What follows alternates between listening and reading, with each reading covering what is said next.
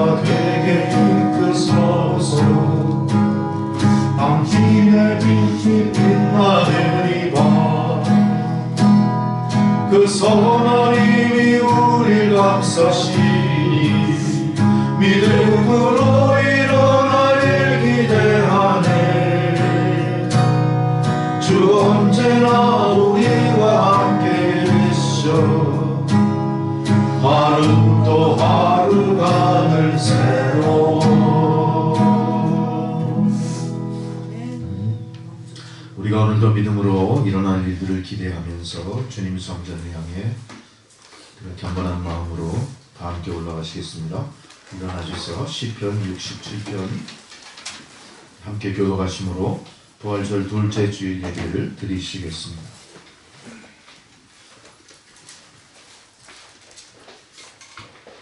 하나님은 우리에게 은혜를 베푸사 복을 주시고 그의 얼굴빛을 우리에게 비추사 주의 도를 땅 위에 주의 구원을 모든 나라에게 알리소서. 하나님이여 민족들이 주를 찬송하게 하시며 모든 민족들이 주를 찬송하게 하소서. 온 백성은 기쁘고 즐겁게 노래할지니 주는 민족들을 공평히 심판하시며 땅 위의 나라들을 다스리실 것이니이다. 하나님이여 민족들이 주를 찬송하게 하시며 모든 민족으로 주를 찬송하게 하소서. 땅이 그의 소산을 내어 지었으니 하나님 곧 우리 하나님이 우리에게 복을 주시리로다. 하나님이 우리에게 복을 주시리니 땅의 모든 끝이 하나님을 경외하리로다. 아멘.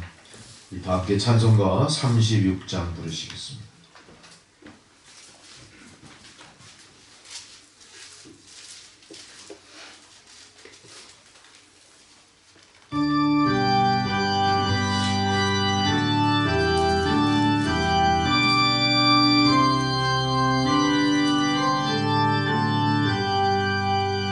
주 예수 이름 높이어 다 찬양하여라.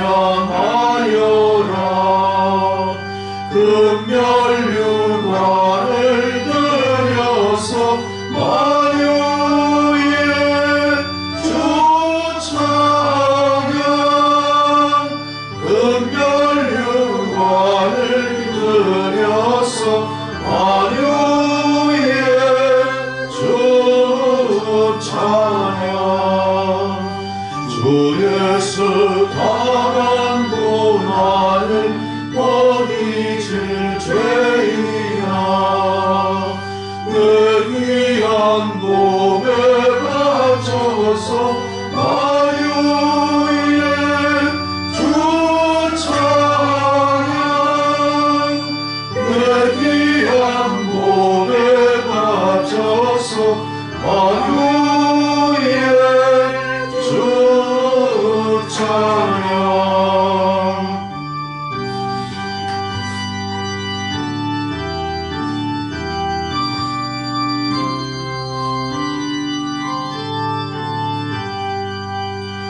이 지구 위에 거하는 온 세상 사람들 그 크신 이름 높여서 만유의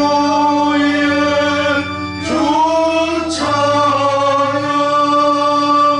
그 크신 이름 높여서 만유의 주 찬양. 주 있는 성도 다 함께 주 앞에 엎드려 무궁한 노래 불러서 만유의 주 찬양. 무궁한 노래 불러서 만유의 주 찬양.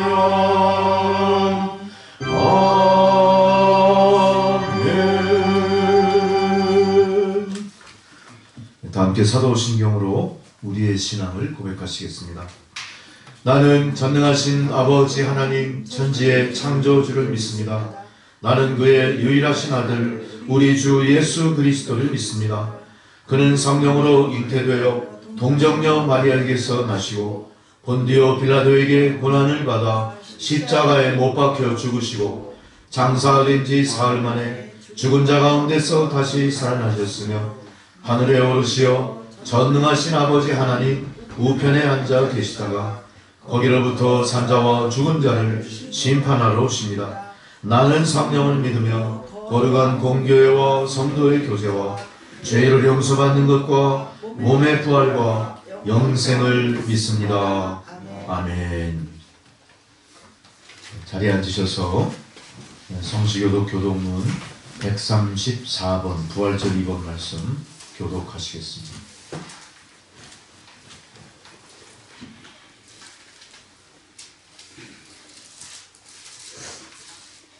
교독문 134번입니다.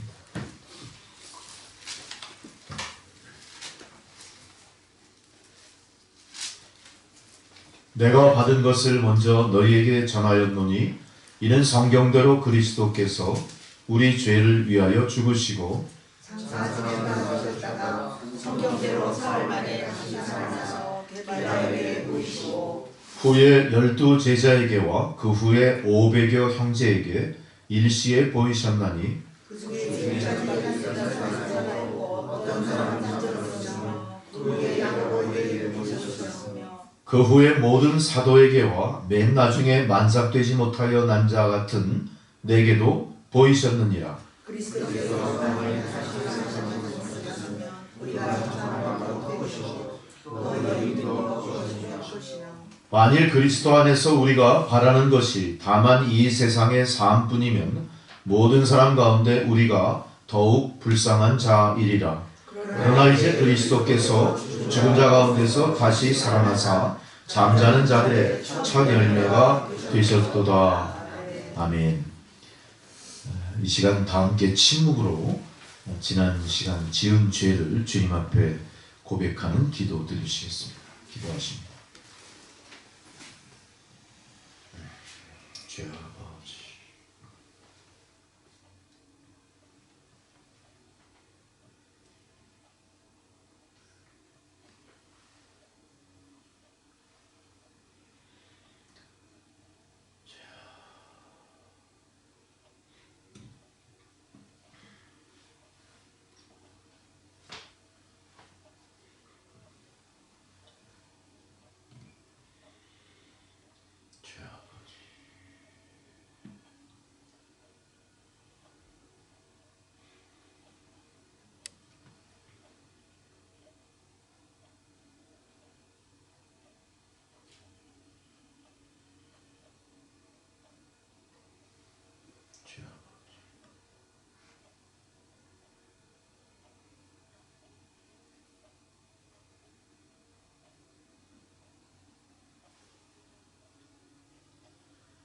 주님, 이 시간 십자가 앞에 엎드려 지난 죄를 고백하며 기도드리는 주의 백성들 머리머리 위에 주의 인자와 자비의 손길을 펼쳐주시고 또한 주님 십자가에서 흘리신 그 보혈의 피를 정수리부터 발끝까지 도말하셔서 우리로 그 깨끗함을 덧입는 이 시간이 되게 하여 주옵소서.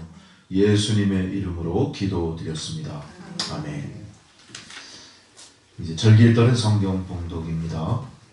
첫 번째 봉독 구약 시편 16편의 말씀 교독하겠습니다.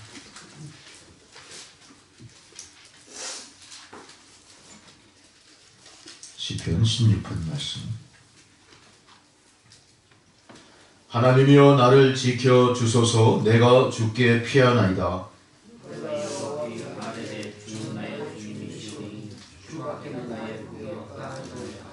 땅에 있는 성도들은 존귀한 자들이니 나의 모든 즐거움이 그들에게 있도다.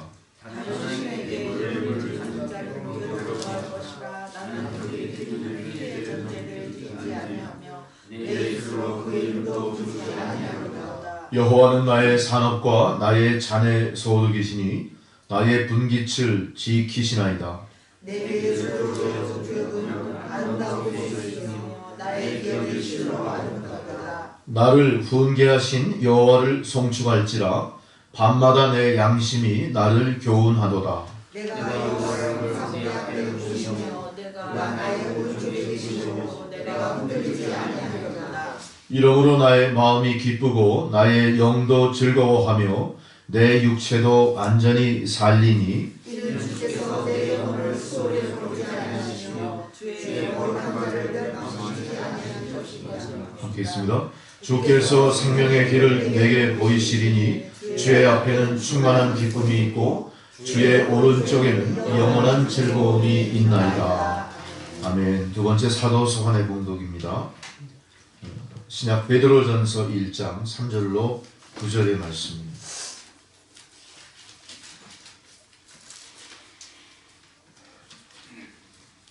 신약성경 377면 베드로전서 1장 3절로 9절의 말씀 교독하시겠습니다.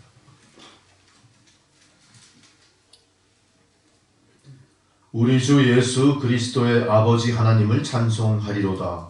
그의 많으신 긍휼대로 예수 그리스도를 죽은 자 가운데서 부활하게 하심으로 말미암아 우리를 거듭나게 하사 산 소망이 있게 하시며 썩지 않고 더럽지 않고 수하지 아니하는 유업을 갖게 하시는 하나님 곧 너희를 위하여 회개를 하시는 것이라.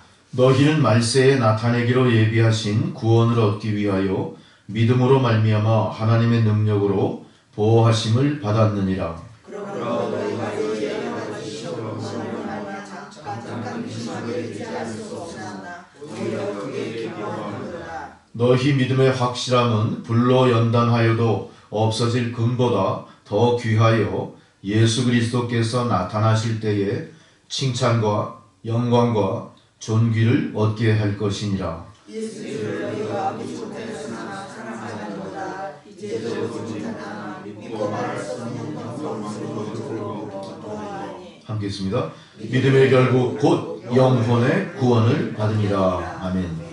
복음서의 봉독 요한복음 20장 19절에서 31절까지 말씀입니다. 요한복음 20장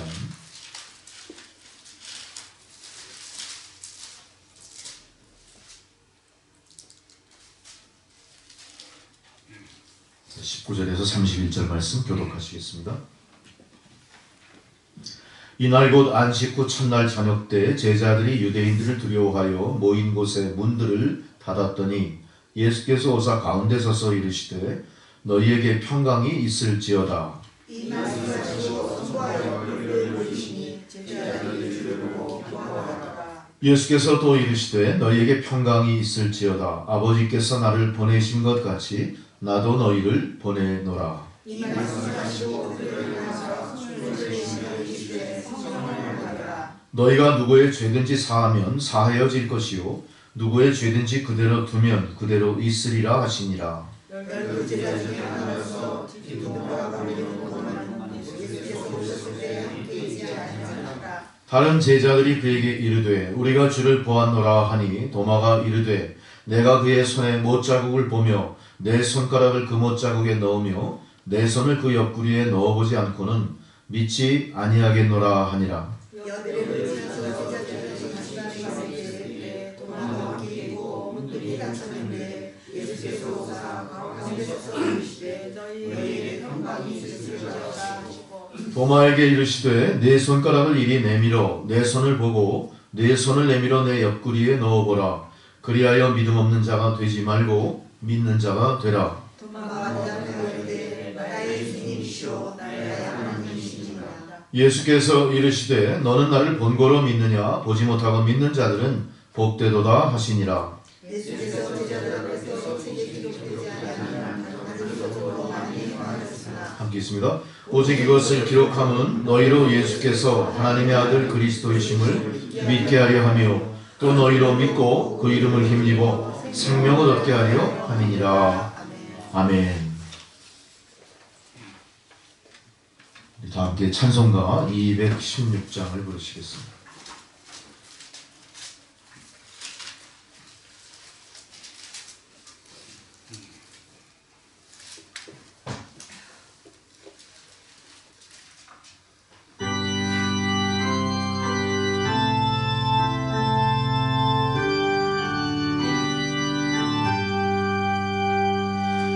성자의 귀한 몸 날 위하여 버리신 그 사랑 고마워라. 내 머리 숙여서 주님께 비는 말 나누어 주님께 바치리까. 지금도 날 위해 안무하신 이 옅은 믿음이 가옵나니 주님의 참사랑 고맙고 놀라운 찬송과 기도를 쉬지 않네.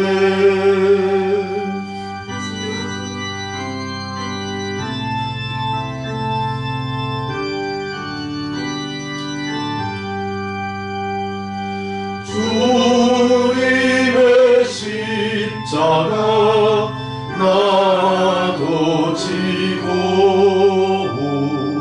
진실한 믿음과 마음으로 형제의 사랑과 친절한 위로를 네게 나 베풀게 하옵소서. 만 가지 은혜를 받았으니 내 평생 슬프나 즐거우나 이 몸을 온전히 주님께 바쳐서 주님만 위하여 늘 살겠네.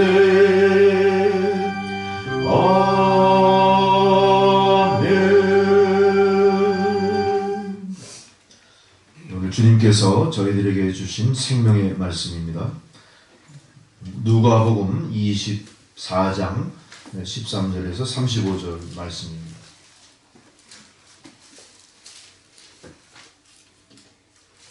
제가 주의 말씀을 봉독해 드리겠습니다. 주님 말씀을 경청하시기 바랍니다.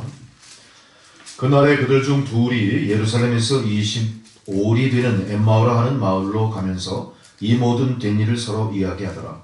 그들이 서로 이야기하며 문의할 때 예수께서 가까이 이르러 그들과 동행하시나 그들의 눈이 가리워져서 그인 줄 알아보지 못하거늘 예수께서 이르시되 너희가 길 가면서 서로 주고받고 하는 이야기가 무엇이냐 하시니 두 사람이 슬픈 빛을 띠고 머물러 서더라. 그 한 사람이 글로가라 하는 자가 대답하여 이르되 당신이 예루살렘에 추리하면서도 요즘 여기서 된 일을 혼자만 알지 못하느냐?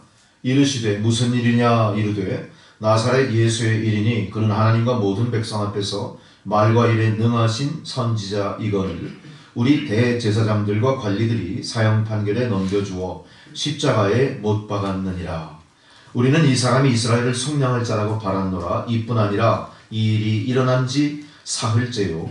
또한 우리 중에 어떤 여자들이 우리로 놀라게 하였으니 이는 그들이 새벽에 무덤에 갔다가 그의 시체는 보지 못하고 와서 그가 살아나셨다 하는 천사들의 나타남을 보았다 함이라. 또 우리가 함께한 자 중에 두어 사람이 무덤에 가 과연 여자들이 말한 바와 같음을 보았으나 예수는 보지 못하였느니라 하거늘 이르시되 미련하고 선지자들이 말한 모든 것을 마음에 더디 믿는 자들이요 그리스도가 이런 고난을 받고 자기의 영광에 들어가야 할 것이 아니냐 하시고 이에 모세와 모든 선지자의 글로 시작하여 모든 성경에 쓴 바 자기에 관한 것을 자세히 설명하시니라. 그들이 가는 마을에 가까이 가매 예수는 더 가려 하는 것 같이 하시니 그들이 강건하여 이르되 우리와 함께 유하사이다. 때가 저물어 가고 날이 이미 기울었나이다 하니 이에 그들과 함께 유하로 들어가시니라. 그들과 함께 음식 잡수실 때에 떡을 가지사 축사하시고 떼어 그들에게 주시니 그들의 눈이 밝아져 그인 줄 알아보더니 예수는 그들에게 보이지 아니하시는지라. 그들이 서로 말하되 길에서 우리에게 말씀하시고 우리에게 성경을 풀어주실 때 우리 속에서 마음이 뜨겁지 아니하더냐 하고 곧 그때로 일어나 예루살렘에 돌아가 보니 11제자 및 그들과 함께 한 자들이 모여 있어 말하기를 주께서 과연 살아나시고 시몬에게 보이셨다 하는지라. 두 사람도 길에서 된 일과 예수께서 떡을 떼심으로 자기들에게 알려지신 것을 말하더라.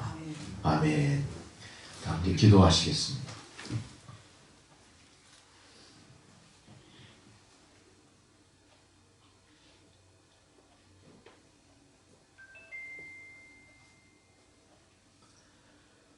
부활의 주님을 바라보면서 우리 안에 부활할 것이 무엇인가를 깊이 통찰하고 오늘은 부활의 주님을 직면한 두 제자의 이야기들을 통해 과연 우리 앞에 예수님은 어떤 모습으로 서 계신가를 각성하게 하시는 이 예배의 전으로 저희들을 부르시니 참 감사드립니다.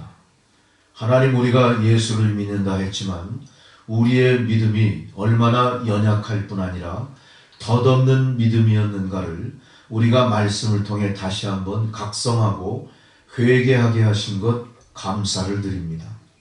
하나님의 거룩한 예배를 거룩하게 지켜드리지 못하고 하나님의 임재 가운데 예배를 드리는 모든 행위에 있어서 우리의 당당한 입장을 온 세상에 표방하지도 못하고 세상 풍조대로 세상이 원하는 그 모습 그대로 우리가 예배를 드리는 현실을 생각할 때 우리의 마음이 얼마나 공허하고 우리의 믿음의 양심이 얼마나 찔림 가운데 있는가를 주님은 이미 감찰하고 계신 줄 믿습니다. 주님, 불쌍히 여겨 주옵소서. 믿음 없는 백성들을 불쌍히 여겨 주실 뿐 아니라 주님의 거룩한 성전을 지켜드리지 못한 우리의 믿음 없음, 연약한 모습을 또한 책망하시고 다시 한번 믿음으로 더딥혀 주셔서 주님이 다시 오시는 그 길을 진정으로 예비할 수 있는 믿음과 능력을 이 시간 저희들에게 부어 주시옵소서. 아버지 하나님, 온 세상은 코로나19 바이러스의 위협과 공포 속에 그렇게 어두움에 갇혀 있습니다만 아버지 하나님께서는 사망 권세를 이기시고 부활의 차절매 되신 예수 그리스도로 성육신하셔서 이 땅에 오셨던 부활의 주님임을 우리가 다시 한번 마음속에 되새길 때에 진정 우리에게 필요한 것은 바로 이 부활의 믿음일 뿐만 아니라 부활을 통하여 사망 권세를 이기신 주의 권능이 지금 어느 때보다 이 세상에 필요한 것임을 다시 한번 우리에게 각성케 하시니 감사드립니다. 인간의 지혜와 경험과 능력으로는 도저히 감당할 수 없음을 우리로 인정하게 하시고 이제는 주님 앞에 나와 우리의 지은 죄를 회개하고 주님 앞에 모든 죄를 토설해내면서 다시 한번 사망 권세를 이기시는 생명의 주요 부활의 첫열매 되신 하나님의 능력으로 온 세상을 뒤덮고 있는 코로나19 바이러스의 그 더러운 세균들, 사탄 마귀의 괴율이 다 한 길로 왔다 7길로 도망가는 은혜의 역사를 통해 온 세상이 여호와 샬롬의 평강을 누리고 감사하면서 주님 앞으로 돌아오게 하여 주옵소서. 온 세상을 뒤덮고 있는 이 더러운 사탄 마귀의 괴계 속에 주님의 거룩한 성이 침범당하지 않도록 하나님 지켜주시고 주의 귀한 백성들이 한 사람도 죄에 실족하지 않고 오히려 고난 중에 더욱더 튼튼한 믿음으로 굳건히 세워지는 역사를 통해 과연 하나님의 백성으로서 시련당하는 세상을 향하여 생명을 전하고 소망을 전하고 부활하신 주님을 왕성하게 선포할 수 있는 저희들의 모습이 되게 하여 주옵소서.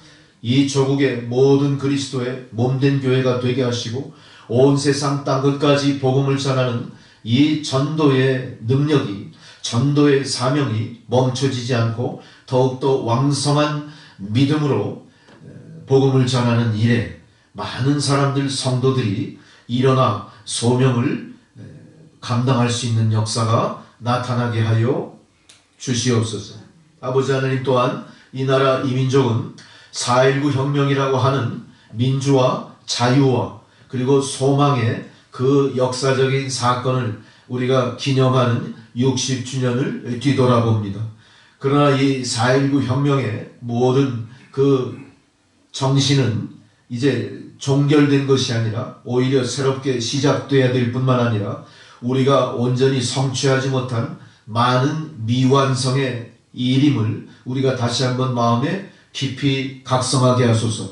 아직도 한반도의 북쪽은 고난과 시련 속에서 독재 권력 속에 철의 장막에 갇혀 공산주의 압제 속에 많은 백성들이 억울하게 죽어가고 인권이 말살되는 현실이 아직도 우리와 함께 이 시대에 있음을 우리가 깊이 통찰하고 회개하고 저들을 향하여서도 4.19 혁명의 정신이 전해지기까지 하나님 강권하시는 그 성령의 역사로 저 철의 장막 닫힌 문이 열리고 저 불의한 세력들이 인간 본연의 양심을 회복하고 저들이 권력을 위해서 희생당하던 모든 백성들을 주님 앞에 해방시키는 진정한 해방의 역사가 저 북녘 땅에 나타나게 하여 주옵소서.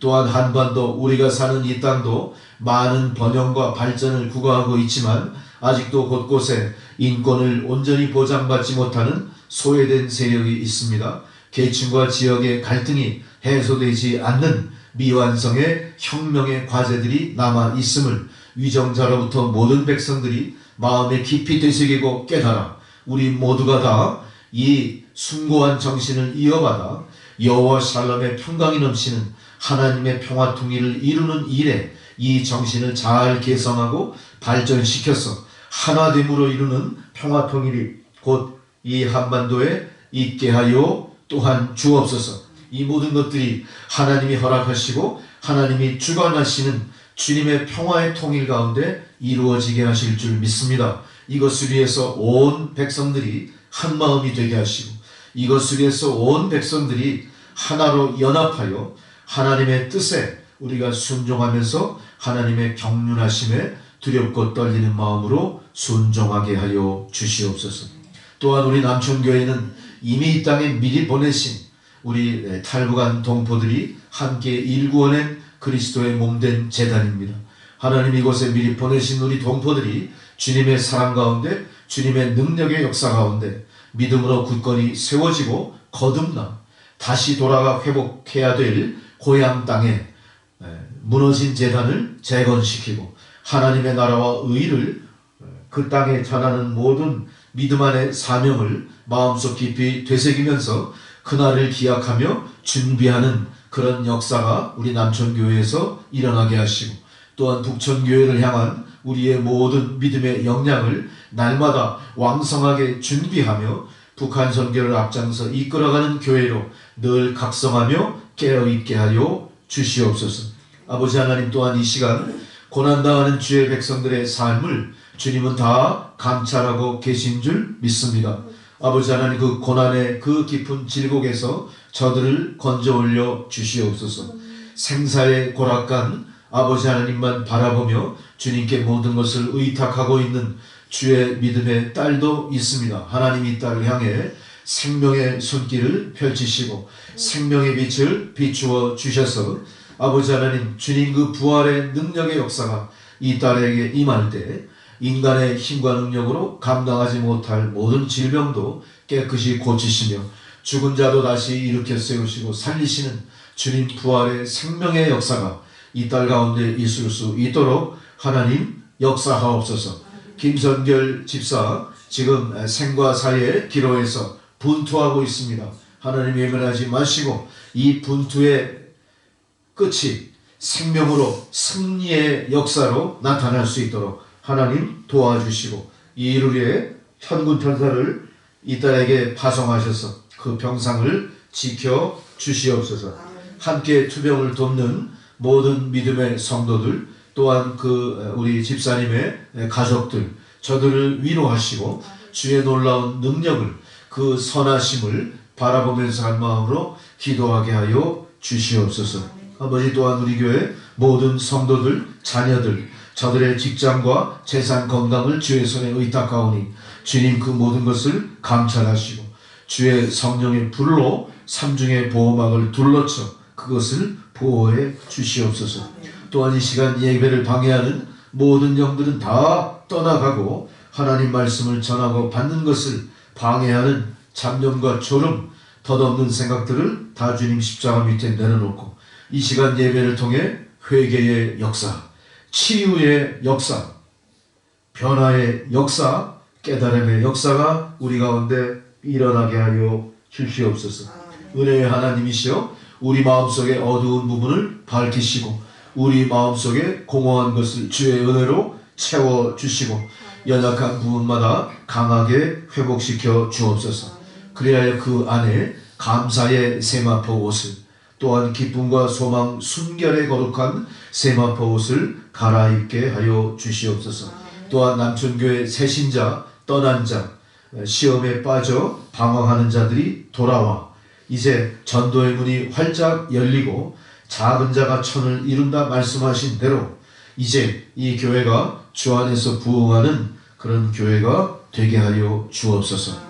예배 시종을 주님 앞에 온전히 의탁하오며 이 모든 기도와 간구를 예수 그리스도의 이름으로 기도드렸습니다. 아멘.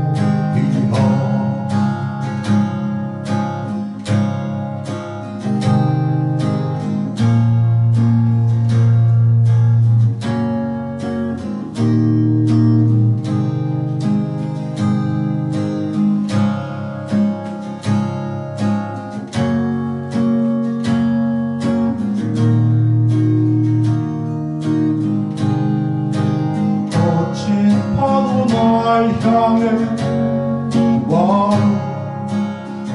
다 함께 바라보리. 고통 가운데 나의 영혼 잠잠하고 주보리라.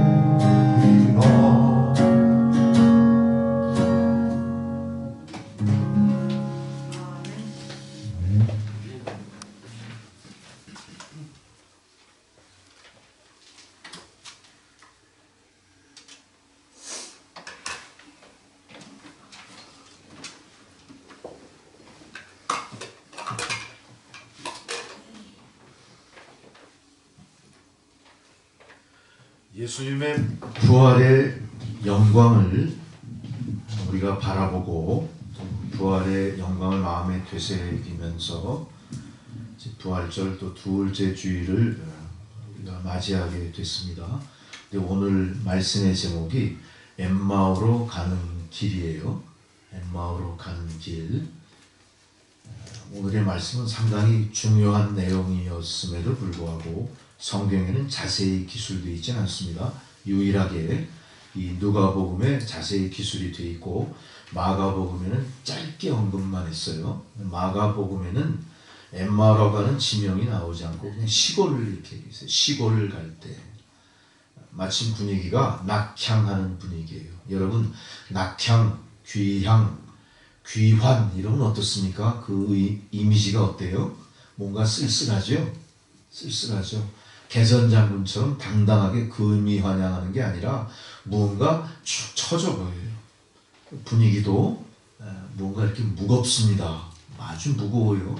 자, 근데 놀랍게도 이들이 이렇게 무거운 모습으로 그런 어두운 마음으로 가는 그 직전에 무슨 일이 있었습니까?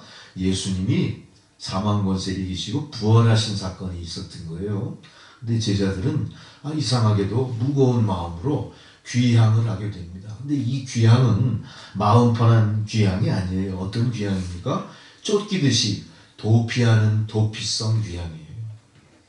계속해서 예루살렘이나 그 예수님 돌아가신 그 언저리에 머물면 어떤 일이 벌어집니까?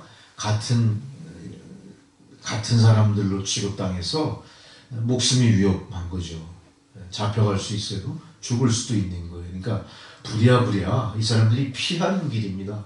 그게 바로 오늘 누가복음에서는 구체적으로 기술할 때 엠마오라고 하는 그 동네로 이들이 갔다 그래요. 두 사람의 모습을 우리가 가만히 회상해 보십시오. 이들의 그 귀향의 발걸음은 얼마나 허탈하고 무거웠겠습니까? 예수님과 공생애를 함께 했던 기간 동안에 그 아름다운 추억들이 주마등처럼 지나가긴 하는데 그 아름다운 추억의 열매는 결국은 다 내려놓고 다시 고향으로 돌아갈 수밖에 없는 그런 입장이 됐던 거죠. 그 두 사람들이 걸어가는 발걸음은 굉장히 무거웠을 것이고 피신하듯 떠나는 귀한 길이었기 때문에 두려움도 있었을 겁니다. 사람들의 눈을 피하고 싶었겠죠. 그렇게 터벅터벅 두 사람이 엠마오로 가고 있습니다.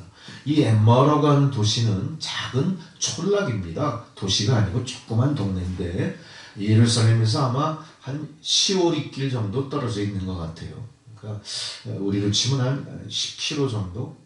저기 우리 집사님들이 교회 나오실 때 거리 대부분 평균 그 정도의 거리를 이들이 걸어가면서 엠마오로 가고 있습니다. 자, 가만히 이들의 삶을 우리가 뒤돌아보면서 우리는 이들의 그 여정을 알잖아요. 이전의 삶과 이후의 상황을 우리는 말씀을 통해 기억하잖아요.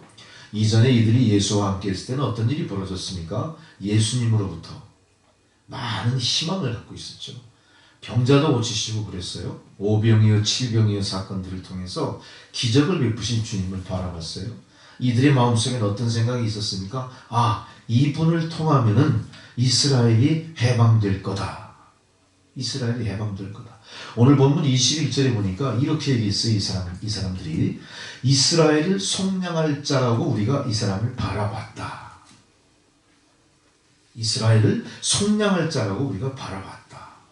그러니까 제자들이 갖고 있었던 생각은 예수님을 통해 어떤 일이 벌어져요? 로마로부터 이스라엘이 해방되는 꿈을 갖고 있었던 거예요. 또한 많은 고난과 시련을 예수님과 함께라면 극복할 수 있었다 하는 그런 희망도 있었을 것 같아요. 그런데 오늘 본문 21절에 이들이 전반부에서는 이분이 이스라엘을 속량할 자라고 바라봤습니다. 그러나 이 일이 일어난 지 사흘째입니다. 이 일이 뭡니까? 예수님이 십자가에 못 박혀 돌아가신 일. 이들의 심정이 어때요? 급전직합니다. 그 전까지는 예수님을 해방자, 예수님을 이스라엘 백성의 소망으로 봤다가 그분이 자기들 눈앞에서 십자가에 달려 돌아가시는 광경을 목도하는 거예요. 급전직하의 상황이에요. 이들이 당한 충격이 얼마나 컸겠습니까? 더더군다나 자신들이 제자라고 자칭하고 예수님의 십자가도를 따라간다고 했지만 예수님이 당하는 고난에 있어서 아무것도 할 수 없었죠. 도와드릴 수도 없었어요. 오히려 예수님이 십자가에 달려 돌아가시기까지 이들은 자신들의 목숨을 보존하기 위해서 다 뿔뿔이 흩어져 도망가는 신세들이었던 거죠. 이제 여기에 대해서 이들은 아마 일말의 가책들이 있었던 것 같아요. 바로 그들 앞에 지금 예수님이 길 가는 이 두 사람 앞에 나타나신 거죠. 그게 오늘 말씀의 대강의 줄거리들입니다. 바로 이들이 희망으로 바라봤던 예수님이 이제 장사 지낸 지 사흘째였을 뿐 아니라 그분이 돌아가셨다는 모든 상황과 더불어 부활했다고 하는 현실에 있어서도 이들은 어때요? 믿을 수 없는 그런 뭔가 많이 혼동스러운 가운데 있었던 것 같아요. 만약 이들이 부활에 대해서 확신한 확신이 있었다면 낙향하지 않았겠죠. 그곳에 계속 머물면서 이 놀라운 사건을 세상 사람들 앞에 선포하고 그것을 증거하기 위해서 애를 썼을 것 같아요. 그러나 이들은 불이 나게 귀향하는 도망가는 처지인 걸로 봤을 때 이들은 예수님의 부활에 대해서 지금 믿지 않고 있는 거나 마찬가지입니다. 그러면서 과거를 추억할 때 우리가 이분을 통해 이스라엘의 회복과 독립을 염원했었다. 이런 얘기를 얘기하는 거예요. 예수님과의 모든 상황, 같이 했던 모든 상황은 뭐예요? 지금 이 제자들의 입장에서는 소회, 지난날의 한 추억거리 정도로 끝나는 거예요. 여러분 우리도 가만히 생각해 보세요. 우리가 예수를 믿으면서 여기까지 왔는데 우리의 삶의 모습이 지난날의 주님과의 추억거리 정도의 믿음의 수준에 머물러 있다면 우리도 오늘 이 귀향하는 제자들과 전혀 다를 바가 없다는 겁니다. 우리는 이 제자들처럼 알려고 노력하지도 않았고 밝혀내려고 노력하지도 않았고 증인 되려고 하는 더더욱이 그런 짐은 지고 싶지도 않았던 거죠. 그리고 어떻게 합니까? 에이 어쩔 수 없지 뭐. 다시 예전의 삶으로 돌아가자. 그리고 툴툴 털어버리고 예전의 모습으로 돌아가는 것들이에요. 오늘 우리가 이렇게 누가복음을 통해서 엠마오로 가는 두 제자의 이야기가 자세히 기술되어 있다는 것은요.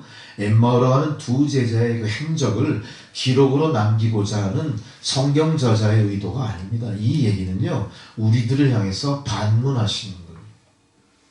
너희들이 예수를 믿고 가는 이 십자가의 노정이 과연 어떤 것이냐? 이 두 제자의 모습에 우리의 삶이 투영되어 있는 거예요.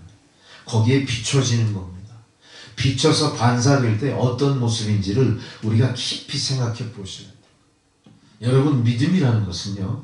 잠시 추억거리 정도로 여길 만한 것이 믿음이 아닌 겁니다. 그건 아무것도 아니에요. 그건 인과관계 속에서 이런 믿음이 아니더라도 얼마든지 만들어낼 수 있는 것들이에요. 예수님과 나의 관계가 그냥 우연치 않게 맺어진 인과관계 중에 한 에피소드다 이렇게 생각한다면 그 안에는 부활도 없습니다. 그 안에는 축복도 없습니다. 권세도 없습니다. 성령의 능력도 발휘될 아무것도 없는 거예요.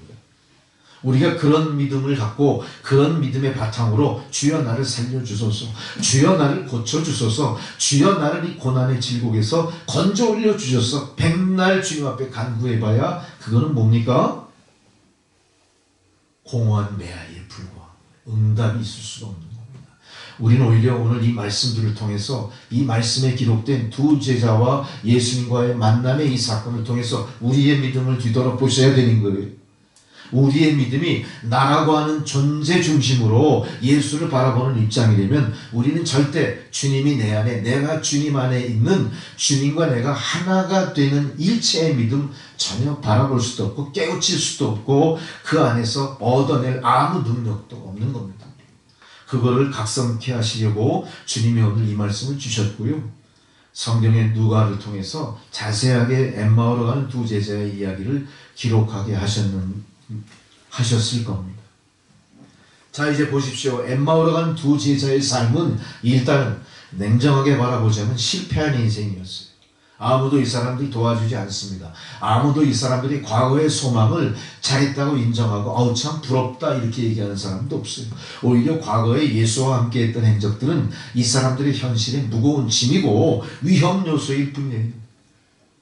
이들은 세상에서 완전히 고립됐고요. 세상에서 완전히 버림받은 것 같은 극도의 외로움과 고독 속에 있는 겁니다.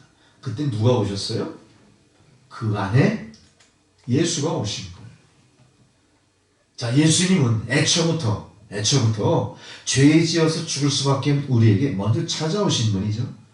하나님은 끊임없이 우리를 찾아오시는 분이죠. 우리가 그분을 찾아간 일이 별로 없습니다. 오늘 똑같이 큰 죄를 짓고 예수님을 십자가에 인간으로서 도저히 감상할 수 없는 극한의 고통 속에 처형당하게 만든 제자들을 어떻게 해요? 책망하시는 게 아니라 찾아오십니다. 지금 제자들의 입장이라는 건 어때요? 예수님 입장으로 봤을 때도 배은망덕한, 세상의 입장으로 봤을 때도 어때요? 형편없는 거예요. 자기 스승 하나 제대로 지켜주지 못했고 변명하지도 못했고, 그분이 아프고 고통당하고 목마를 때 물 한 모금 준 적 없어요. 그런 처지의 제자들을 향해 지금 누가 오신 겁니까? 예수님이 오신 겁니다. 이게 믿음의 비밀이고요. 이게 하나님 사랑의 모습이에요. 여러분, 우리는 끊임없이 주님을 떠났고 끊임없이 주님을 배신했고 끊임없이 주님을 부정했지만 그럴 때마다 주님은 어떻게 하세요? 그곳에 계시면서 우리로 하여금 돌아올 것을 바라고 계십니다. 이게 그리스도의 사랑이고 이게 믿음의 신비입니다. 왜 우리가 아직도 이것을 깨닫지 못하고 왜 우리가 아직도 이 일에 있어서 내가 죽고 주님이 사는 길을 선택하지 못하나요? 오늘 말씀을 통해 그런 놀라운 여러분 은혜가 넘치는 선택이 여러분 가운데 있기 바랍니다. 과거의 나의 삶은 완전히 주 안에서 죽고 제가 다시 주님의 용서와 사랑과 자비 가운데 새롭게 소생되고 싶습니다. 이러한 믿음 안의 소망이 여러분 가운데 다시 일어나기를 바랍니다. 요한복음 3장 16절에 하나님 이렇게 말씀하시죠. 하나님이 세상을 이처럼 사랑하사 독생자를 주셨으니 이는 저를 믿는 자마다 멸망치 않고 영생을 얻게 하려 하십니다. 주님은 우리에게 주셨어요. 보내주셨어요. 오셨어요. 이게 하나님의 사랑입니다. 오늘 낭만과 실망 속에 절체절명의 위기에 있는 엠마오 두 제자에게 부활하신 주님이 찾아오신 겁니다. 이 주님의 찾아오심이 오늘 두 제자뿐만 아니라 여러분 가운데도 있기를 바랍니다. 자, 오늘 이 두 제자 앞에 벌어진 상황은 어떤 겁니까? 예루살렘에 머물며 주님의 제자의 도를 완성하기 위해서 예수님의 입장을 변호하면서 예수님이 본시 하나님이셨던 것을 드러내 보이는 소명을 감당하는 삶이 아니라 어떤 삶이죠? 그것을 포기하고 본래의 모습으로 돌아가는 도피성 여정이었던 거죠. 떠나버린 거예요. 떠나버린 거. 여기에 문제가 발생한 겁니다. 여러분, 우리가 주님과 함께 있던 자리에 죽든 살든 제가 여기 있겠습니다. 이거는 나의 길입니다 하는 여러분의 믿음을 주님은 확인하고 싶으셨을지도 몰라요. 오늘 그래서 그것을 깨닫게 하시려고 예루살렘을 떠난 두 제자 앞에 주님이 나타나신 겁니다. 결코 이들의 여정이 즐거운 관광여행도 아니었을 거예요. 누가 기다려주는 약속의 장소를 찾아가는 것도 아닙니다. 이들이 가면 고향 사람들이 반길까요? 그렇지 않은 거예요. 이들은 절체절명. 과연 고향에서 우리는 어떤 환대를 받을 수 있을까? 불가능할 거야. 절망한 상태로 가고 있는 거예요. 아무것도 소망할 것이 없는데 왜 갔는지 모르겠어요. 어쨌든 그들은 예루살렘을 떠났습니다. 그러나 성경에는 놀랍게도 누가복음 13장 13절에 이렇게 얘기해요. 선지자는 예루살렘 밖에서는 죽는 법이 없다 이렇게 얘기해요.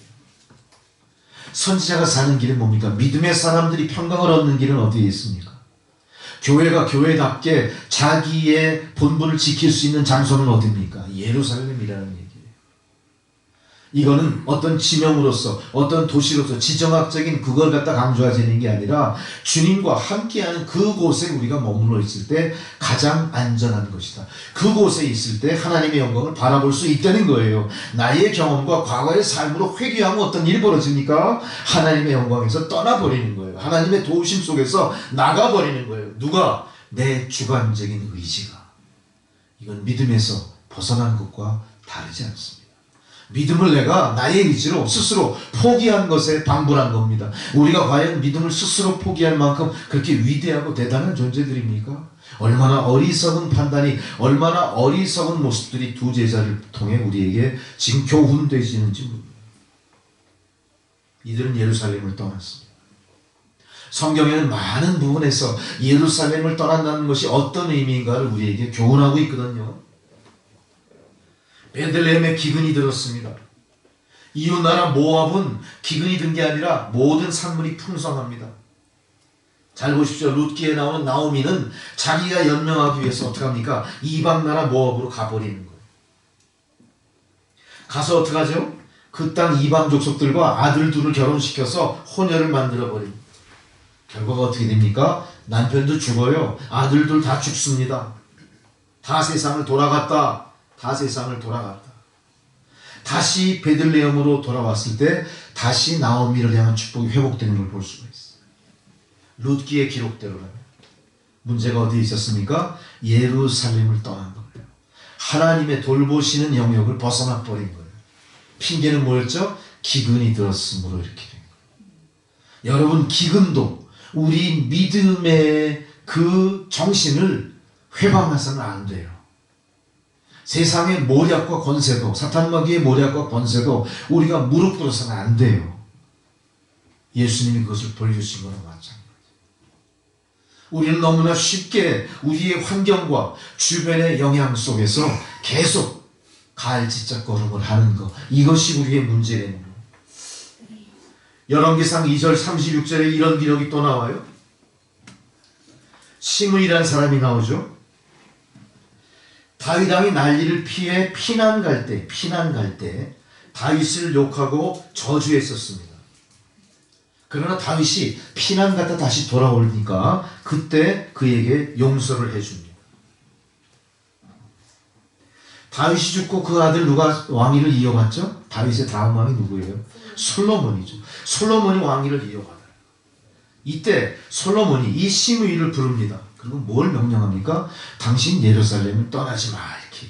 예루살렘을 떠나지 마. 이렇게 왕과 약속을 했던 시므이는 몇 년 동안은 잘 머물러 있습니다. 그러나 세월이 좀 지나고 나니까 시므이는 종 2명을 데리고 예루살렘을 떠나버려요. 어떤 일이 벌어질까요? 예루살렘을 떠나는 과정 속에서 잃어버린 2종을 찾아 시므이가 쫓아갑니다. 그러다가 성을 벗어났을 때 그만 죽고 마는 일이 벌어져요. 그러니까 시므이를 통해서도 하나님 어떤 교훈을 주십니까? 예루살렘을 떠나지 말라. 이거는 단순한 어떤 역사적인 기록인 게 아니라 큰 상징이 있는 거예요. 예루살렘이라는 게 뭡니까? 믿음을 떠나지 말라. 하나님의 영향력 속에서 벗어나지 말라는 거예요. 항상 하나님과 더불어 지근거리에 있으라는 얘기예요. 말씀을 들을 수 있는 지근거리, 도움의 손길을 붙잡을 수 있는 지근거리, 나의 과거의 힘과 경력과 경험대로 떠나버리게 되면 어떻게 됩니까? 나는 나대로 지혜롭게 산다 할지 모르지만 결국은 어때요? 사망 권세에 투항해버립니다.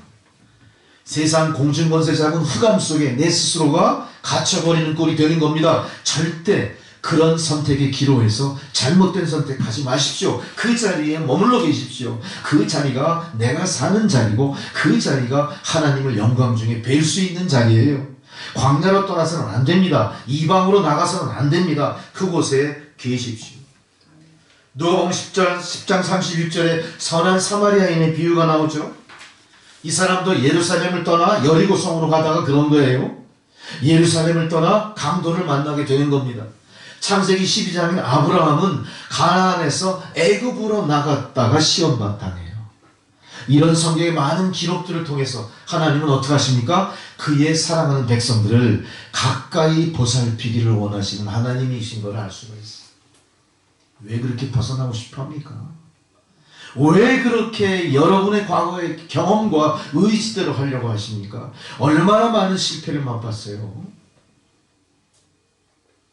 이제는 믿음으로 주님만 바라보시면서 주님과 지근거리에서 친교하면서 주님의 말씀에 귀 기울이시고 주님의 도움의 손길을 붙잡으시는 여러분 모습이 되시기 바랍니다. 사도행전 1장 4절에 예수님이 승천하시기 전에 이렇게 말씀하시잖아요. 사도행전 1장 4절 사도와 같이 모이사 저들에게 분부하여 가라사대 어떻게 했다고요? 분부하여 가라사대 예루살렘을 떠나지 말고 내게 들은 바 아버지의 약속하신 것을 기다려라. 그렇게 예루살렘을 떠나지 말고 아버지께서 우리에게 분부하실 그 약속을 기다려라 그거예요. 예루살렘을 떠난 자들에게는 어떤 일이 벌어집니까? 약속이 내려오지 않는 겁니다. 약속하신 것들이 들리지 않는 겁니다. 약속하신 것들의 의미가 뭔지 모르는 거예요. 오늘 예루살렘을 떠나 엉뚱한 곳으로 가고 있는 두 제자가 어떤 거예요? 주님을 알지 못하는 거. 그들은 낙향하여 편안한 삶이 기다리고 있을 줄 알았겠죠. 그들은 낙향하여 자신들의 신분이 철저히 세탁되고 안전하게 살 줄 알았겠죠. 그러나 하나님은 그런 하나님이 아니에요. 다시 돌아와. 주님이 옆에 오셨어요. 왜 오셨습니까? 예루살렘으로 돌아가게 하신 거예요. 그때까지도 제자들은 알지 못해요. 왜 그렇습니까? 자기의 마음이 이미 예루살렘을 떠나 있기 때문에 하나님의 능력과 권세를 알아볼 수 있는 영의 눈이 닫힌 거예요. 영의 눈이 감겨버린 거예요. 하나님 말씀을 제대로 들을 수 있는 귀가 막혀버린 거예요. 어떤 일이 벌어져요. 그토록 사모하고 그토록 바라보고 경외했던 예수님이 옆에 계셔도 모르고 있는 거예요. 이게 다 뭐예요? 예루살렘을 떠나 엠마오로 가면서 일어난 일들이에요.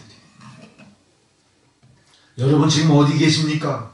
엠마오로 가시는 제자 같은 모습 아니에요? 다시 돌아오십시오. 주님이 계신 곳으로 돌아오셔야 됩니다. 결국 이들은 주님을 떠났기 때문에 예수님을 알아보질 못했습니다.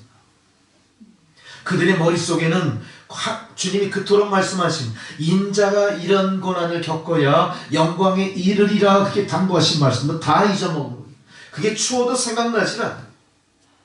그게 생각나지 않으니까 어떻게 했죠? 주님 곁을 떠나버린 거예요. 여러분의 마음속에 작은 울림이라도 있으면 그걸 붙잡으셔야 돼요. 진감인가 의심하시면 안 돼요. 아, 주님이 나를 부르시고 계시구나. 주님의 뜻이 머물기를 원하시는 거구나. 이곳에 고난이 있다 하더라도 이곳이 주님의 영광을 바라볼 장소에 하면 그곳에 난 있어야 되니까. 세상이 아무리 더럽고 치사하더라도 주님이 이 땅에 오셔서 그 죄를 맑게 씻기시려고 십자가를 지시지 않았습니까? 주님은 회피하시지 않았어요. 예루살렘을 떠나 다른 곳에 가시지 않았어요. 골고다 언덕이 아니라 더 높은 성전향에 올라가신 주님이 아니에요. 그곳에서 하나님의 영광을 바라보고 그곳에서 부활 승천 놀라운 역사를 이루신 분이에요. 그곳을 떠나서는 부활도 없습니다. 그곳을 떠나서는 승천의 모습도 없습니다. 승귀도 없습니다. 성화도 없습니다. 영광도 없습니다. 그곳을 지키셔야 돼요. 주님은 이들의 모든 상황을 다 아셨기 때문에 주님은 그들에게 축사하시고 떡을 나눠주세요. 자, 그 떡을 받아 먹을 수 있는 이유는 뭡니까? 가까이 있었기 때문에 그나마 그 떡을 먹은 거예요. 주님이 오셔서 그 떡을 축사하시고 주셨을 때 제자들은 그걸 받아 먹게 됩니다. 이거는 마치 열왕기상 19장 3절에 엘리야 선지자가 부엘세바 광야를 쫓기면서 이제 죽기를 바라고 누워있을 때 하늘의 천사가 위에서 내려와 떡과 물을 주어 살리시죠. 40주야를 걸어 호렙산에 이를 수 있는 힘을 떡과 물을 통해 공급하신 것처럼 우리가 이 떡과 물을 받아먹지 않으면요 다시 우리 자리로 돌아갈 수가 없는 겁니다. 다시 예루살렘으로 갈 수가 없는 겁니다. 주님은 그냥 말로만 그래 너 예루살렘으로 돌아가야 살 거야 그렇게 하지 않으세요. 뭘 하십니까? 돌아가 살릴 수 있는 힘과 용기와 의지와 능력을 함께 주시는 거예요. 이게 주님의 사랑이에요. 그냥 열심히 믿어봐가 아니에요.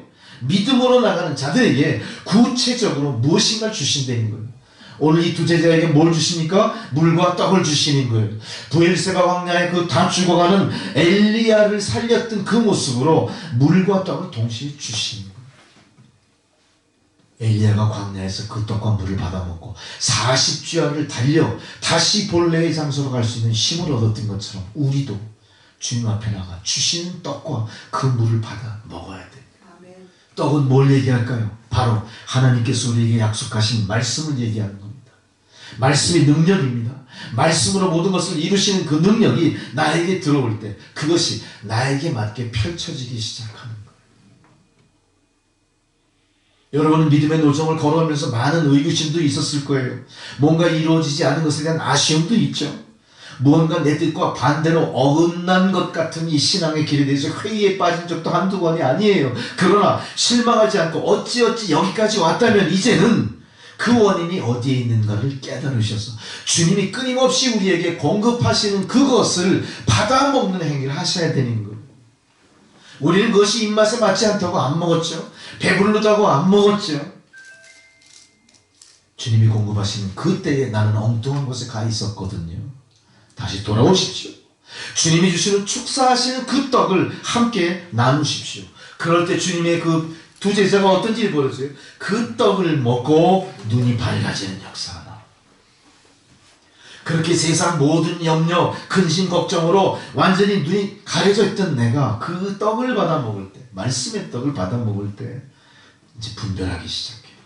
무엇이 사는 길인지 보이기 시작해요. 무엇이 옳은 길인지 판단하기 시작해요. 내가 무엇에 투자하고 무엇을 위해 달려가야 될지 목표가 제대로 보이기 시작한 겁니다. 여러분 오늘도 말씀을 통해 그것을 찾으시는 여러분 되시기 바랍니다. 요한복음 6장 35절에 이렇게 말씀하시잖아요. 예수께서 말씀하십니다. 내가 곧 생명의 떡이다 이렇게 얘기하세요. 내게 오는 자는 결코 줄이지 않다. 왜? 그 생명의 떡을 받아 먹으니까. 이 생명의 떡은 우리로 하여금 영원히 목마르지 아니하게 하는 떡입니다. 이것은 신령한 눈을 여는 떡입니다. 이것은 닫힌 귀를 열게 하는 듣게 하는 떡입니다. 우리 안에 쓰여진 잘못된 세상을 바라보는 색안경을 벗어 던지고 성령의 안경으로 갈아 끼시는 거예요. 그동안 나의 경험과 의지대로 했던 그런 불순종의 모습을 벗어버리고 주여 제가 여기 있나이다. 주여 나를 살리소서. 주님 앞에 두 손 드는 거예요. 우리가 영의 눈이 열리지 않고는 주님의 모습을 바라볼 수 없습니다. 우리가 영의 눈이 열리지 않고는 무엇이 생명길인지 분별할 수 없습니다. 참과 거짓도 분별하지 못합니다. 무엇이 진리고 무엇이 거짓인지 우리 알 수가 없는 거예요. 우리는 역사 속에서 무수히 많은 그런 실패를 맛봤죠. 무수히 많은 그 실패의 역사를 우리는 들어 알고 있습니다. 금생에도 어때요? 우리의 삶에 나의 개인의 인생사에도 어때요? 무수히 많은 잘못들이 있었어요. 믿음의 눈으로 그걸 바라봤을 때 여러분은 비로소 어떻게 합니까? 아차 내가 잘못했구나. 그런 깨달음이 여러분 가운데 있기 바랍니다. 아차하는 그 순간은 어떤 순간입니까? 영의 눈이 뜨이는 순간. 내 방식대로 인생을 살아오던 걸 포기하고 하나님이 이끄시는 대로 순종하는 삶을 각오했을 때 드디어 보이기 시작하고 들리기 시작했던 거예요. 보이기 시작하고 들리기 시작한 그들 앞에 무엇이 나타났어요? 무엇이 나타났어요? 세상 권세가 내려왔습니까? 무슨 로또 복권 1등 맞았어요? 어떻게 됐어요? 예수님을 본 거예요. 우리가 믿음에 있어서 가장 하이라이트가 뭡니까? 내가 예수님을 바라보는 거예요. 예수님이 내 눈에 보이는 거예요. 내가 예수님 면전에 서 있는 거예요. 그것보다 더 큰 영광이 어디 있습니까? 그것보다 더 완벽한 구원이 어디 있습니까? 왜 그것을 염원하지 않나요, 여러분? 왜 엉뚱한 것을 바라보냐 이거예요. 주님의 그 생명의 떡을 먹은 제자들이 드디어 그 눈이 뜨이면서 예수님을 바라본 거예요. 제자들이 바라본 예수님은 여러분이 바라본 예수님과 동일한 바로 그분입니다. 제자들이 바라본 예수, 그때는 바로 여러분이 예수를 바라본 이때입니다. 주님은 오늘도 여러분이 마음의 문을 활짝 열고 영의 눈으로 주님을 바라보시기를 바라고 있습니다. 제자들이 변화가 시작되어 어떻게 됩니까? 말씀을 듣고 주님을 보고 나니까 마음이 뜨거워졌다 그랬어요. 감동이 생깁니다. 감동이 생깁니다. 저희가 서로 말하되 우리에게 말씀하시고 우리에게 성경을 풀어주실 때 우리 속의 마음이 뜨겁지 아니하더냐 이렇게 얘기해요. 말씀을 들으니까 어때요? 뜨거워지는 거예요. 여러분 이런 경험 하셨죠? 한 2분 정도만 예약해 보니까 나머지 전혀 없으신 거예요. 2분만 거친 것도 하나님 큰 거예요. 말씀을 들을 때 어떻게 돼요? 마음이 뜨거워지는 거예요. 감동이 있는 거예요. 그래 너는 떠들어라. 나는 내 생각대로. 이게 아니에요. 마음이 뜨거워지는 거예요. 감동이 있는 거예요. 이 감동은 뭐예요? 하나님이 우리를 만들어 놓으시고 흙으로 빚어 만들어 놓으시고 기뻐하셨던 감정이에요. 그거 똑같은 감정이 감동인 겁니다. 하나님의 감동이 내 안에 들어온 거예요. 얼마나 귀한 겁니까? 내가 내 뜻대로 내 경험대로 내 취향대로 기쁨을 표현하는 모습이 아니에요. 조이풀 그런 즐거움의 감동이 아니에요. 뭐예요? 하나님이 우리를 지으시고 감동하셨던 그 감동이 지금 나의 감동과 교감한 거예요. 그게 부딪힌 거예요. 교차된 거예요. 우리가 말씀을 들을 때, 말씀이 내 안에 머물 때 이런 뜨거운 감동이 우리 안에 있는 겁니다. 여러분 우리를 가만히 뒤돌아보세요. 우리는 어때요? 이 뜨거운 감동을 잊어먹고 살잖아요. 웬만해서는 반응하지 않습니다. 웬만해서는 코숨칩니다. 냉소적인 사회예요. 냉소적인 인간관계예요. 너 하나 사이의 관계도 그래요. 부부 사이의 관계도 그래요. 이웃과의 관계도 그래요. 우리가 이웃을 내 몸처럼 사랑하라 그렇게 강조하시는 주님의 말씀이 귀천에도 들리지 않는 겁니다. 왜 그렇습니까? 감동하지 않기 때문에. 그렇게 우리의 마음이 완악해지고 그렇게 우리의 마음이 냉정해지고 그렇게 우리의 마음이 교만해진 겁니다. 우리도 더불어 세상처럼 차가워진다면 그거는 성도의 모습이 아닐 거고요. 그거는 하나님이 바라시는 우리의 모습이 아닐 겁니다. 하나님은 끊임없이 우리를 보고 감동하십니다. 하나님이 끊임없이 우리의 삶을 바라보면서 감격하시는 분이에요. 감동하고 감격하는 것은 나의 지적인 수준이 낮고 그래서 감동 감격 잘한다? 그거 아니에요. 인간 본래의 모습이 감격하고 감동하는 존재입니다. 그거를 되살리십시오. 세상이 우리를 보고 조롱하고 냉소를 띄어도 우리는 하나님 닮아 감동하고 감격하는 마음이 넘쳐나야 돼요. 서로를 바라보면서 감동해야 돼요.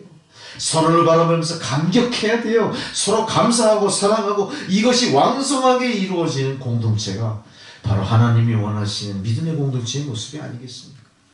마태복음 11장 16절에 이런 비유가 있기까지 세상이 어떤 모습입니까?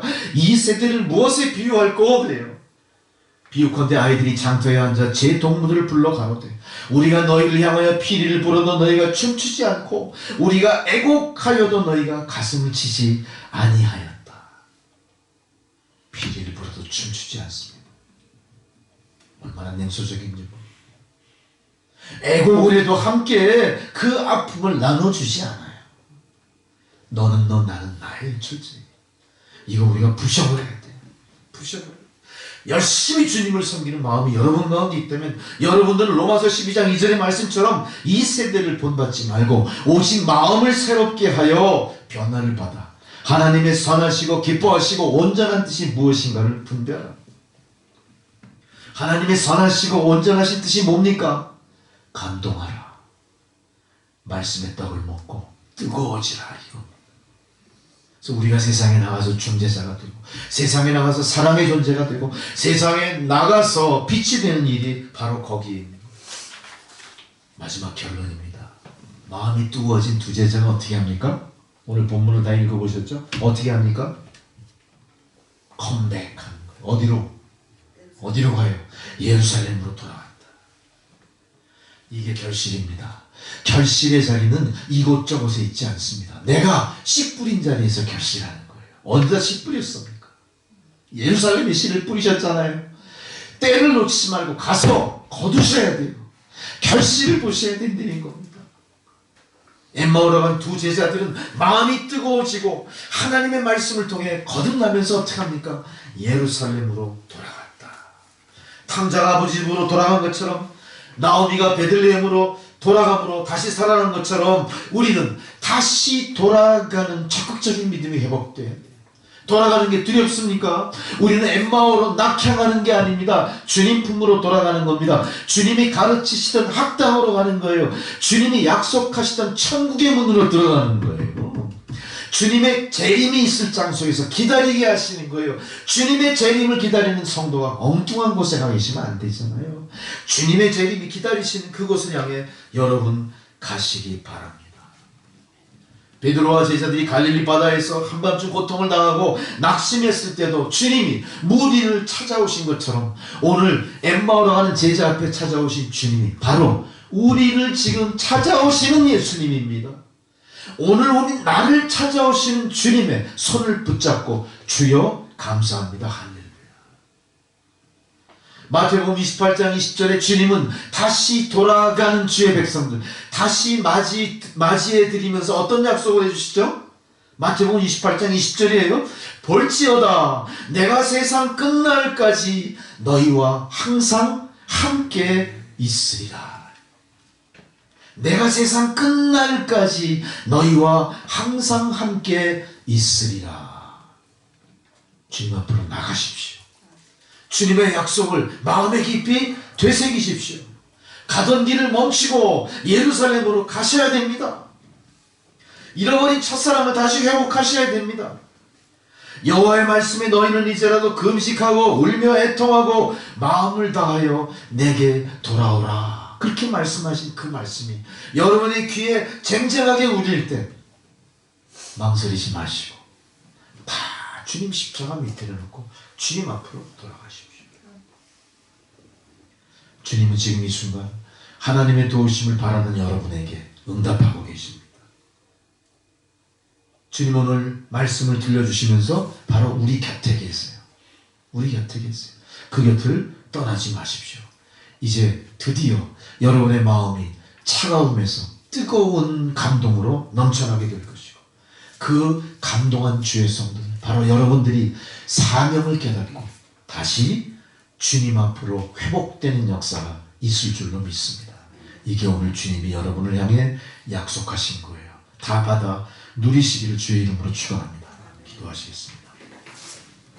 주님 우리로 돌아가게 하소서.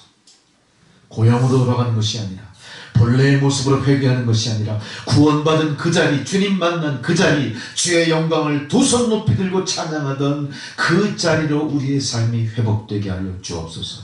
예수 그리스도의 이름으로 기도드렸습니다. 아멘.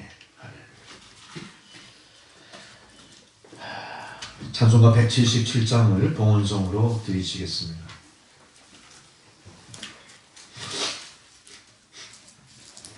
(177장입니다)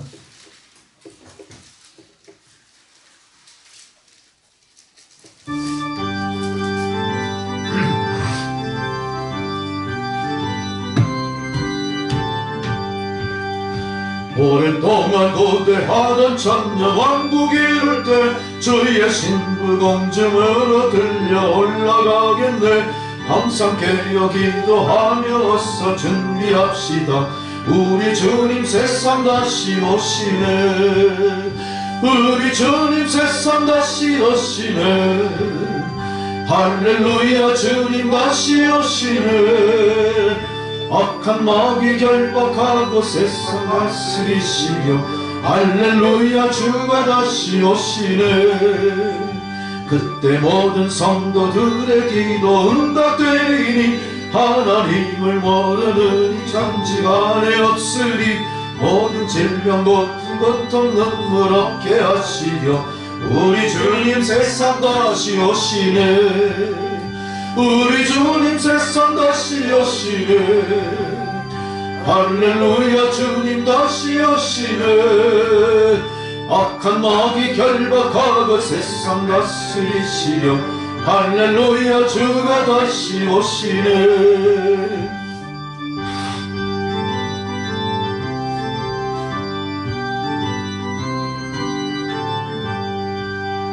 주의 구속함을 얻는 천만 성도 일제히 거룩한 산 시원 성의 기쁨으로 모이리. 화평함과 인애로서 세상 다스리시려 우리 주님 세상 다시 오시네. 주님 세상 다시 오시네. 할렐루야 주님 다시 오시네. 악한 마귀 결박하고 세상 다스리시려 할렐루야 주가 다시 오시네. 우리 주의 평화로운 천년 왕국이 이룰 때 그곳에서 죄와 고통 사망 없어지겠네. 천만 성도 간절하게 주를 고대하도다. 우리 주님 세상 다시 오시네. 우리 주님 세상 다시 오시네. 할렐루야 주님 다시 오시네.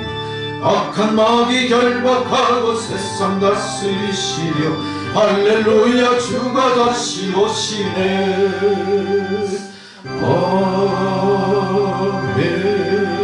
아멘. 주님 다시 오실 때 그곳에서 주의 오심을 기다리고 그 길을 예비하는 주의 성도들, 주의 놀라운 은혜와 그 구원의 감격에 하나님 베푸신 은혜를 성별하여 예물을 드립니다. 하나님 예물을 받아 흠양하시고 사용되어지는 곳에 부활의 역사가 하나님 그 놀라운 사랑의 열매가 풍성하게 맺히게 하시고 드린 손길마다 축복하셔서 고난과 시련이 점철된 세상길 가운데 하나님의 축복을 세상에 유통하는 축복의 통로된 삶을 저들이 살게 하옵소서. 예수님의 이름으로 기도드렸습니다. 아멘. 할렐루야.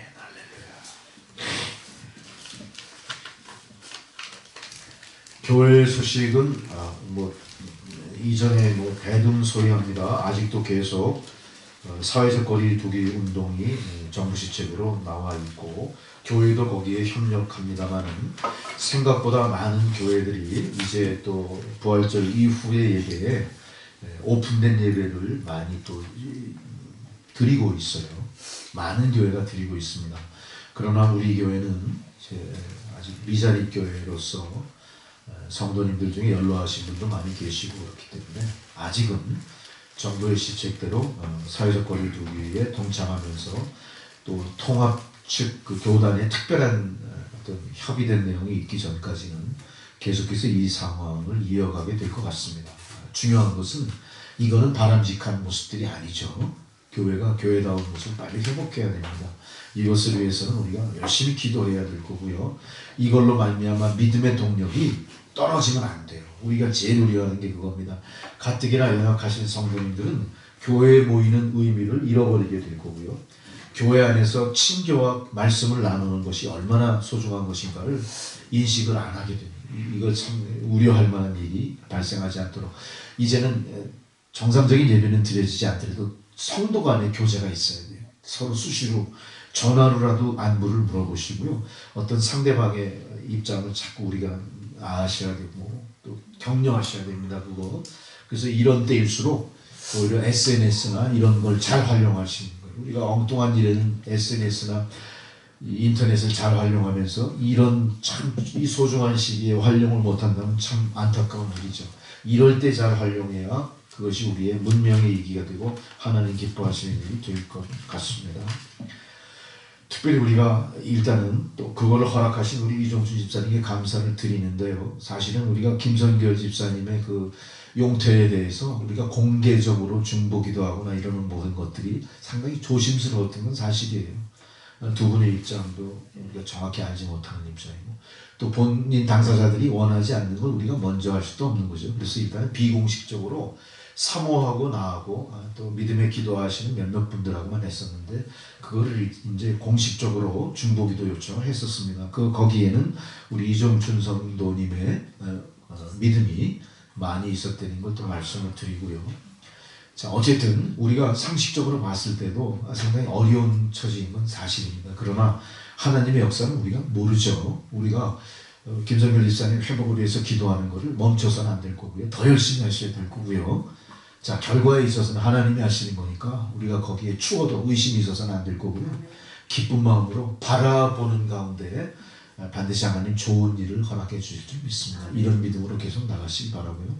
또 그런 마음가짐으로 우리 이 집사님을 위해서 따뜻한 지금 위로의 제스처는 못해요. 어떻게 하죠? 눈빛으로라도. 참 안타깝죠? 웬만해서 막 집사님 막 붙들고 이러고 싶잖아요. 우리 마음 막 뜨거우시니까. 그건 못해요. 항상 우리가 눈빛으로라도 또 멀리 중보기도를 통해서 우리 집사님에게 큰 힘을 함께 공급해 주시는 여러분 되시기 바랍니다. 그리고 잘 모르시는 분들을 위해 말씀드릴 텐데 우리가 항상 통계를 집어넣어요. 이제 그 소식지 뒤에 통계에 출석 인원 또 교회의 지난주 헌금 관계 이런 게 다 항상 게시가 됩니다. 일주일 단위로. 이걸 보면서 아 교회가 몇 명이 모였구나 헌금이 어떻게 드려졌구나 이런 걸 아시면서 교회 일에 점점 더 관심을 가지시고 함께 하시는 여러분 되시기 바랍니다. 일단 자리에서 일어나셔서 축도로서 모든 예배 소식을 예배 마치겠습니다.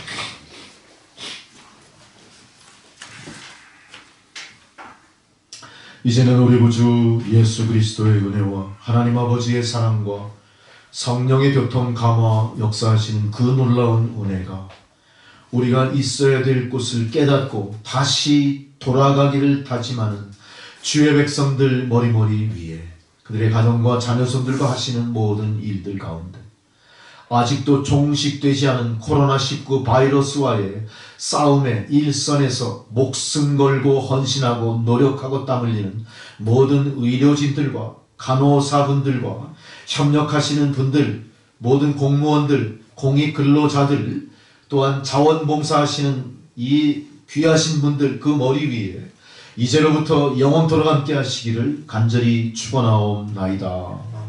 아멘.